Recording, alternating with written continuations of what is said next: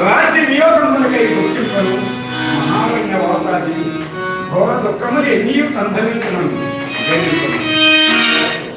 కడప అతి నీచముగా నా ఈ చండాల దాస్యమునకు కూడా